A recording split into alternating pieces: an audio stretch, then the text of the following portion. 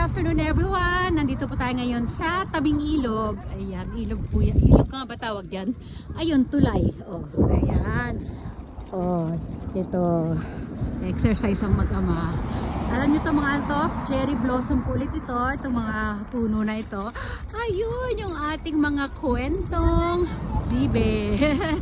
Oh, diba? Mas malapit tayo ngayon sa kanila. Oh, ayan sila. Hindi natin alam kung anong ganap sa kanilang tatlo. Basta, kanina pa sila nagpapaikot-ikot na tatlo. Malamang ito ay love triangle. Ayun.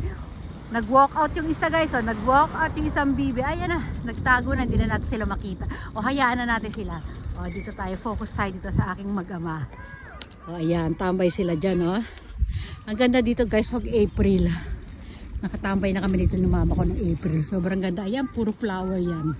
Dito, today kasi, ayun, ibig sabihin, itong buwan na to, out of season sila. So, walang buhay ang kanilang mga sanga.